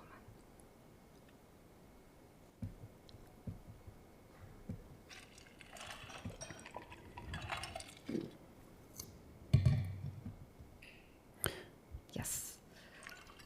Well, I wish I could run this quicker, but the historic overlay, basically any landmark site or all of our local historic districts, the beginning of that overlay gives a purpose of every process that we have within the overlay. And it says, in order to contribute to the welfare, prosperity, and education of the people of Salt Lake City, the purpose of the overlay is to, 1, provide the means to protect and preserve areas of the city and individual structures and sites having historic and cultural significance. Provide the means to manage alterations, which we do all the time. In fact, that's 50% of what planning does. This one is important. Number 3, encourage new development and redevelopment of properties that's compatible with the character of existing development of historic districts or individual landmarks, meaning that the overlay isn't, we have a process for relocation to bring to you with standards to not necessarily discourage redevelopment. We want to encourage redevelopment, of course, within the confines of protection of our districts. I think another very key purpose of the overlay is to abate the destruction and demolition of historic districts. Of course, implement our adopted plans, civic pride piece that Mr. Chair was talking about this evening, protect and enhance the city's historic landmarks for tourists, all of that. But number 8 is also very important, which is to foster economic development consistent with preservation. And finally, encourage social, economic, and environmental sustainability. Thank you.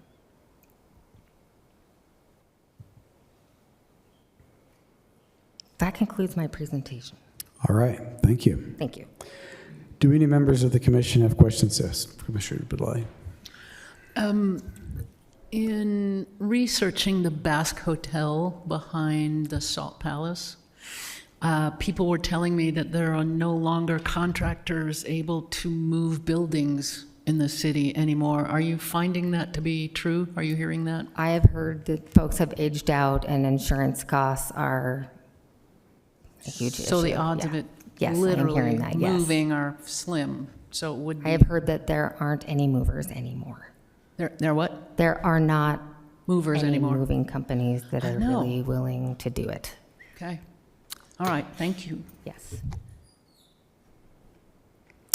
Any other questions? Was there an application to demolish this house at one point?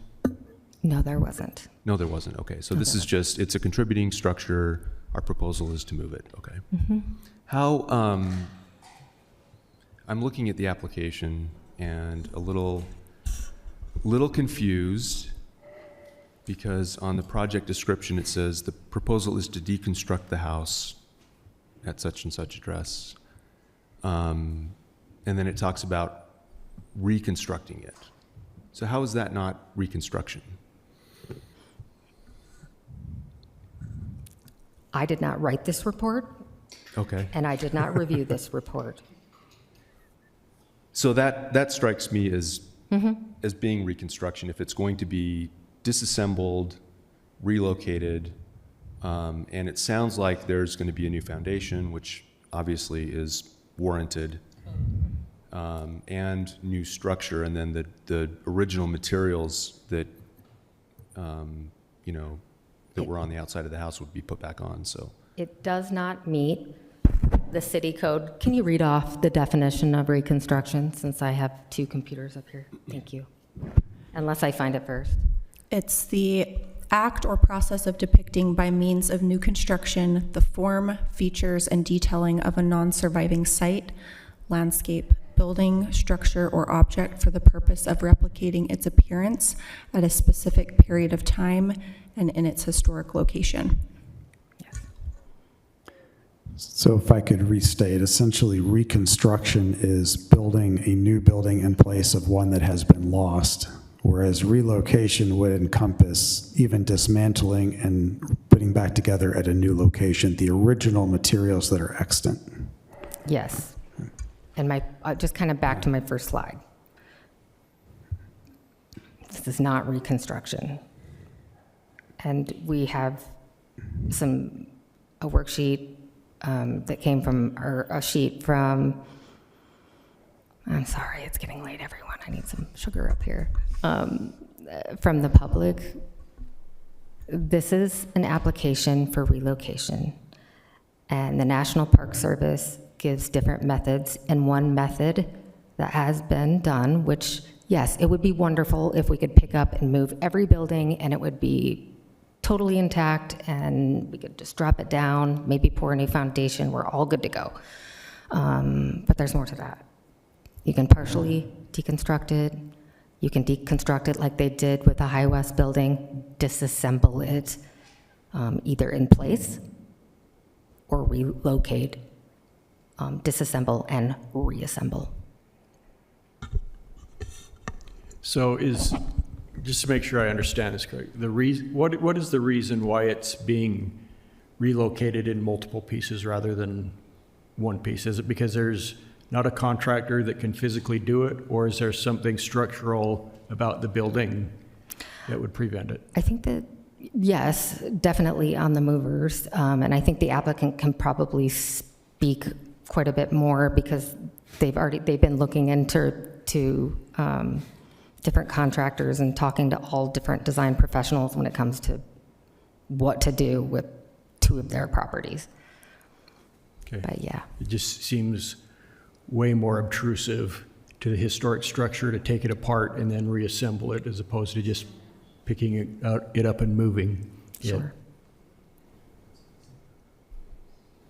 Mm-hmm. We understand that. And I believe the staff, I could be incorrect, but I believe the staff report did reference that there is a fragility to the structure that would potentially preclude relocating as a single mass as well. Can you state what that fragility is? Looking at it, it looks very plumb and very level, and it looks in pretty good shape.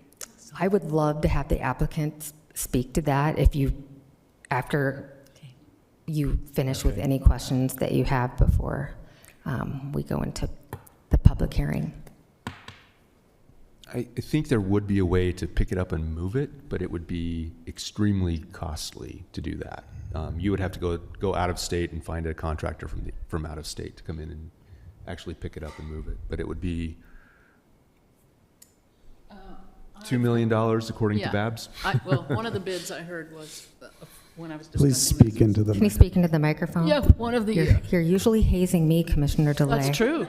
One of the conversations I had with the contractor was it would cost $1 to $2 million to move this property, which that property would never sell for $1 million.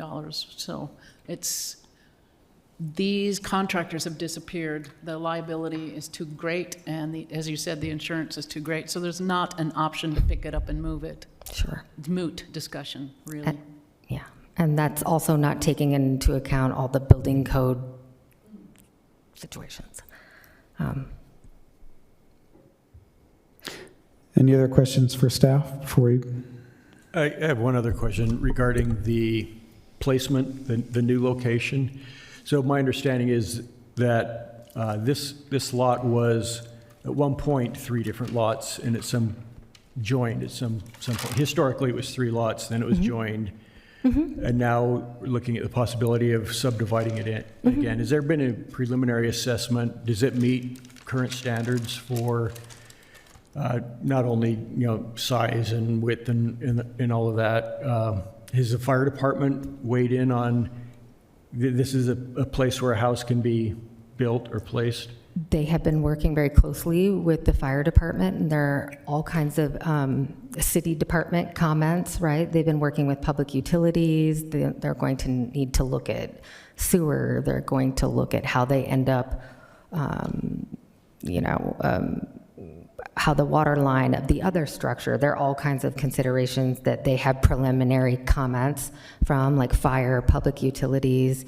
I think building services may have been the only department that may have just put in no comment, but yes, they have been working with all of the transportation, all of our departments, yes. Certainly not a sure thing at this point, but... It's not a sure thing at this point. There's going to be all kinds of fun hurdles because it's Central City and it's an old part of the city and old infrastructure, and the city will be very much involved with them on upgrades or new code requirements. Are both Seago and Ely, are they both public streets? No. Ely is public. Sego is private. Private? Yes. And so this will be on Seago? Yes. Sego. Sego.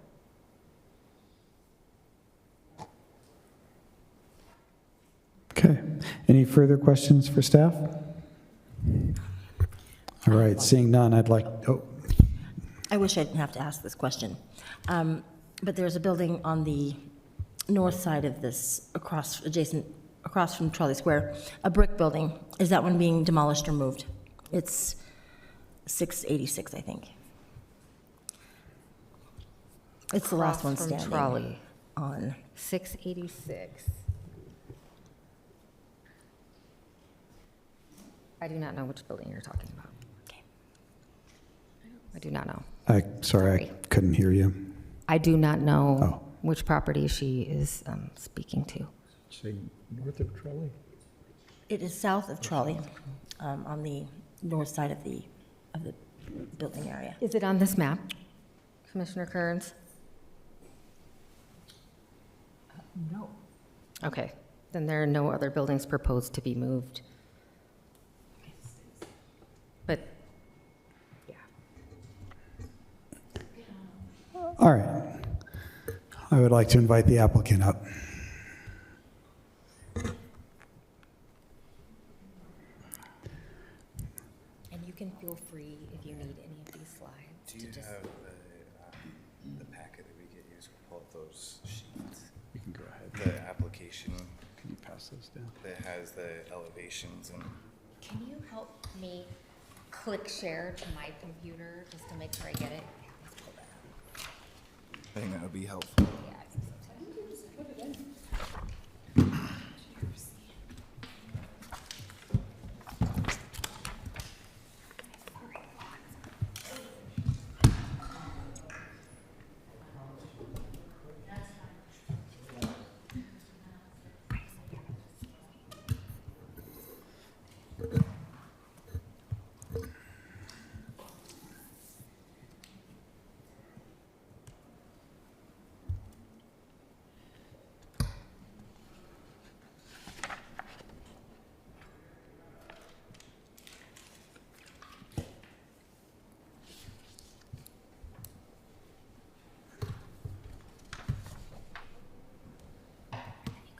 Awesome. Okay.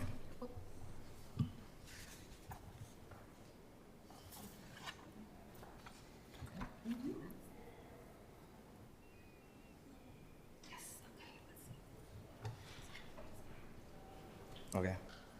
Yeah, that works. I think At 11, that the. There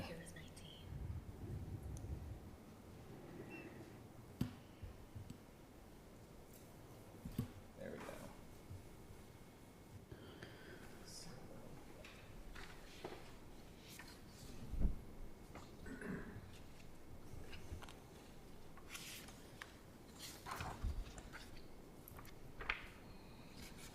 I was looking for the floor plans, the architectural sheets. Okay. Okay. As a reminder, please state your name for the record. I'm Dustin Glazier, and I'm the architect working on this project. And I'm with Beecher Walker Architects, and we've been working on this project for multiple years now. And I can answer just about anything you want to know about that house. Douglas White, attorney with Trolley Square. We have this is probably 5 years in the making. Can you turn your microphone on? I think it is on. You're probably just not close enough. Yep. This is probably 5 years in the making. We consider this kind of as one of the last pieces in the puzzle that, if approved, we will be able to submit our site plan application for the multifamily complex, hopefully within the next couple of weeks. We expect that there is a lot of questions. This is a difficult piece of dirt, as we say, but I think we've done a pretty fair job about it. And we have vetted most or all of the problems over the past 3 to 4 years in multiple meetings with the city. Been gracious enough to meet with us. The city has issues with the streets. We've tried to solve those at the same time. If there are questions about those, I think I can be helpful in explaining those. So I'll leave it to you. Between Dustin and I, we're hopefully able to answer all those questions. Okay. Did you want to make a presentation first or leap right into questions from the commission? I've told him to go ahead and take the lead, so. So this is our part of the application, and this overall large project is what's going to be going in place of the house if approved. And then part of the fire and stuff like that you're talking about, currently this is basically a dirt road. It's technically side-to-side private. There is no public part of this road on Ely or Sago. Ely is technically no man's land. The city doesn't own it, and no one else does either. And so there's about a 12-foot by about 100-foot chunk of land that belongs to nobody. And it's just over time and horse trading, that's just what happened. And so our intent is to move the house that's currently located about in this area here. And by doing that and picking up that last piece of the pie, we can increase about 30 units in order to get this property and next phase of the project to work. And the intent is, if approved to move this house, nothing would be done unless the large project moves forward. And if it doesn't, then things will just be basically as is. Okay. I would comment that from a commission standpoint, we're not here to review the future projects. We're focused solely on the relocation of the house, just as a reminder. I imagine we have some questions for the applicant. Who would like to kick us off? I have a bit of a clarifying question on Commissioner McGrath's earlier regarding Sago Avenue. Mm-hmm. So the address of the relocated house will be on Sago Avenue, but it will actually be accessed from Ely Place. Is that correct? Yeah. Is that, okay, just wanted to confirm that. May I explain that real quickly? As opposed to Ely. I'm sorry, again, yeah. Sorry. Sago Avenue is not a city street, and the property descriptions on the properties on each side of that prescriptive easement street go to the middle. And hence, we are allowed to put the house there because it has access to a public street. When we get done with the Ely Place Street, it will be in a condition acceptable to the city, it is not now, to make it a city street. And that's what makes that hook up there. That's one of the great challenges, actually, you picked that right out of that we've had there. Actually, the property descriptions on Ely do not go to the middle of the street. And in the old days, I'm told by the assessor when we investigated this, they just left it as kind of no man's land there. We intend to make it a city street. To this date, the citizens and the houses on the south side of Ely, when there has been a water problem, the water line, they have had to pay for that out of their pocket. The city has not accepted it. When there's been a repair in the road, the citizens pay for that by themselves. We have talked to the citizens along that street, and they are in favor of our project. Another follow-up question, I guess, regarding the new location. The site plan that we're looking at here doesn't show a house directly to the east, but there is one, right? Is that correct? Yeah. Okay.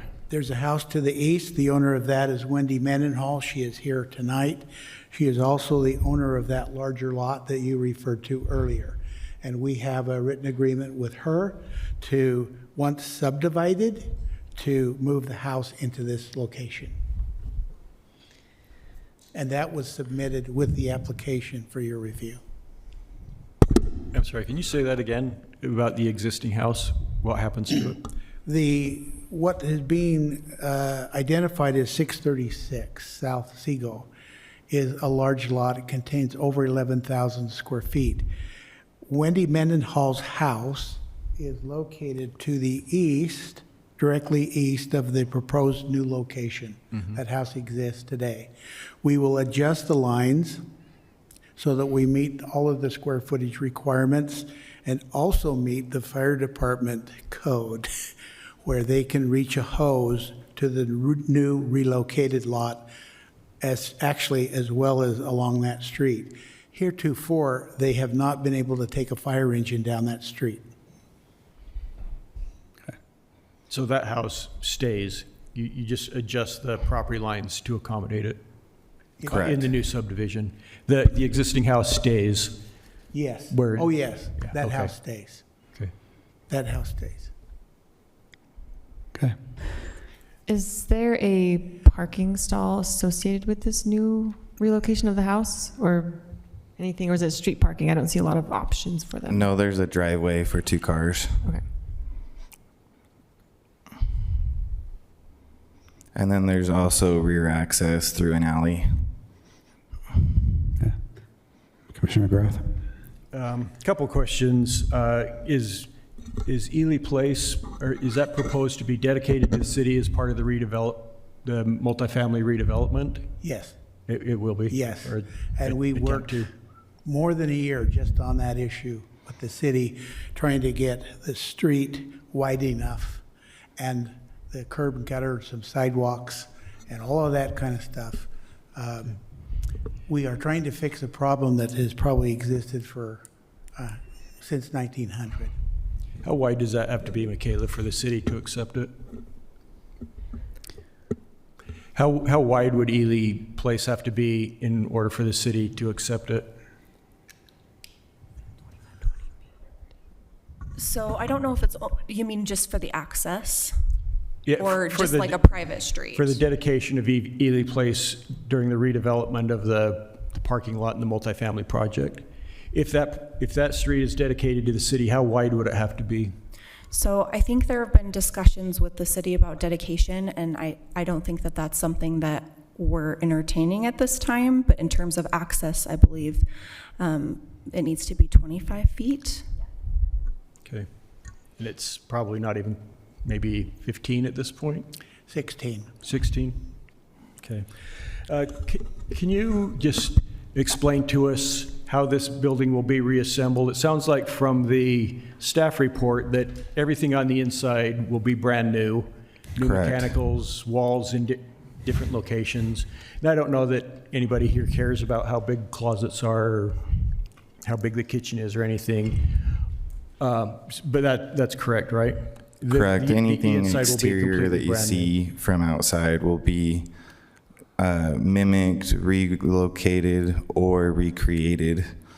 I've personally gone over there and field verified every trim, molding, step back, window size, soffits, overhangs, and so what we've submitted is an as-built of what is existing, So including the custom siding that's currently on there. The exterior walls will be the old exterior walls, or will there be new exterior walls with the old building applied to it? The structure will be brand new and the finishes will be relocated.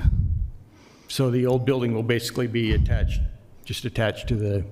In a sense, yes, because they didn't have structural sheeting, they didn't have building codes, hold downs, seismic, any of that, and to get that done to modern standards, it would cost more than just to create a new shell and put the old stuff on it, which is going to be a better system overall anyway.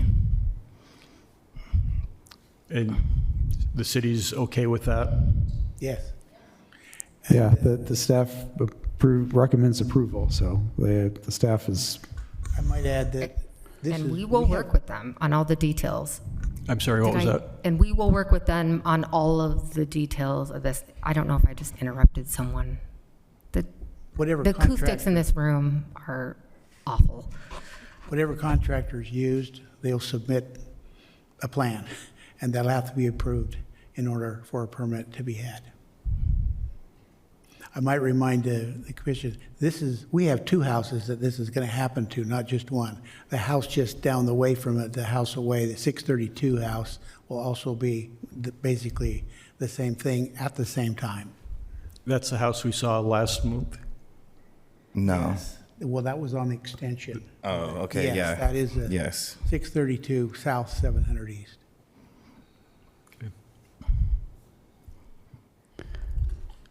All right, any other questions for the applicant? Okay, seeing none, thank you very much. Okay, thank you. With that, we will move into the public comment section, or session. I have one comment card already from Cindy Cromer.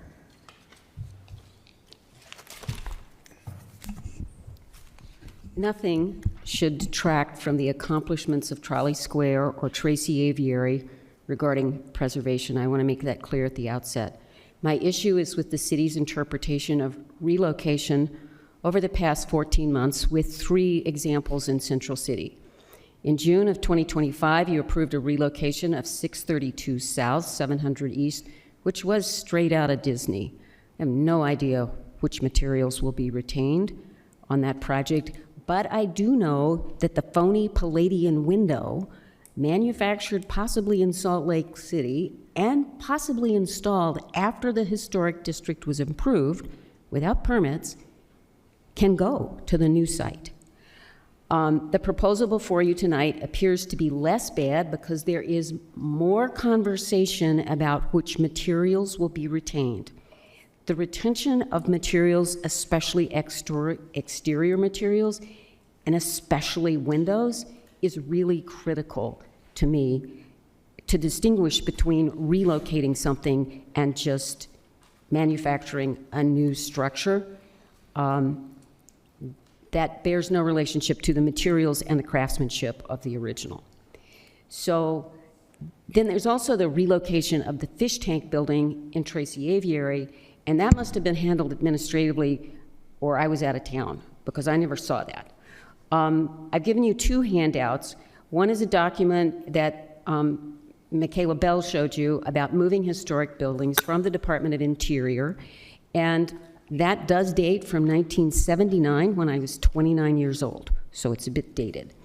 And then also standards for restoration from the Department of Interior, and then I've added bold type where I think we are straying with relocations away from historic preservation. So this is a very complex issue, and I'm on it until I get some clarity. I hadn't seen the standards for relocation until tonight. So, thanks. Thank you. I don't have any other comment cards, but are there any other individuals that would like to make a public comment?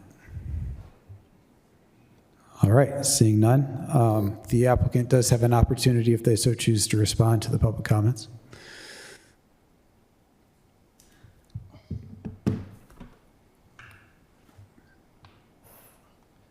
I just wanted to talk about the windows specifically. So you guys already approved to replace the windows, and they're done. And so there are new windows and historic windows on that house. So just so you know, that when they do get moved or approved to do that, that there are brand new Anderson windows that was approved by your guys' committee to do that. So when and if it does move, there will be, even if we could preserve all the existing windows, they're brand new, just so you know. If I may, so essentially what's there now will move, whether it's new or existing. We will move anything that doesn't disintegrate or lose structural integrity in the move. And then we've found suppliers throughout the United States that can recreate or stock classical moldings and trims of identical profiles. Okay. Where's the other building going to be moved to? Is it Sago as well? No, it moves to 700 South. Yeah. So it's almost exactly behind the house we want to do, but it's on 700 South instead of Sago. Okay, thank you. With that, we will move into the executive session. Does any member of the commission have a comment or observation?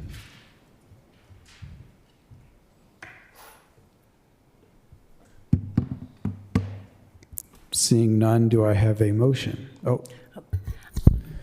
I don't have a lot of confidence in the quality of the work being dismantled and then reassembled.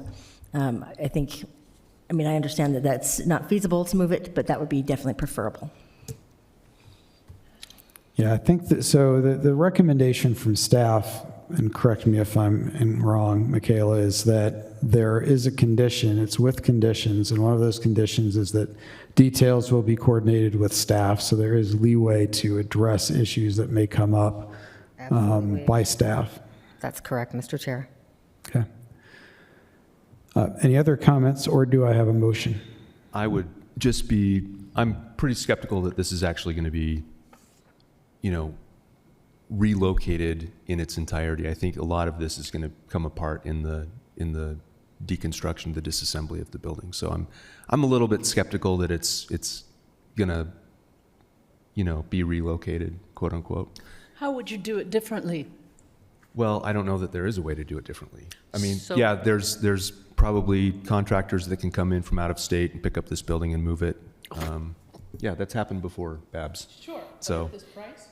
I'm just saying, Yeah, okay. that's the other way to do it, and I realize that is prohibitively costly. So that's obviously not something. I'm just saying I'm skeptical that this is actually going to be this building reconstituted on the new site. So that's my comment. All right, are there any other comments, or do I have a motion?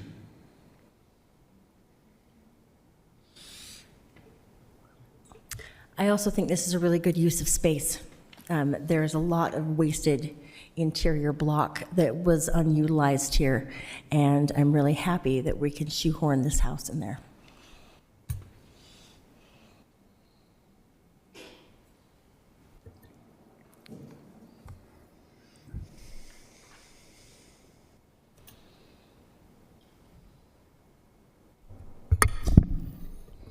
I'll make a motion to approve. Based on the information presented and discussion, I move that the commission approve this relocation application with conditions as recommended by staff. Do I have a second? I'll second. I have a Don't you, motion. don't you have to put in the PLN number in that motion? It's not written in the motion sheet, no. It's okay. Commissioner Aberson, you seconded? Yes, all right. I have a motion and a second. We will proceed to a vote. Commissioner Aberson. Aye. Commissioner Cornell. No. Commissioner DeLay. Yes. Commissioner Kearns. Yes. Commissioner McGrath. I will say yes, but also state that I'm very concerned about this, and I'll wish the best of luck to the staffer who's responsible for keeping this straight and right and correct. Commissioner Stum. Aye. Commissioner White. Aye. And I will vote aye as well. The motion passes. Thank you. That concludes our agenda for this evening. I will adjourn the commission's meeting for this evening.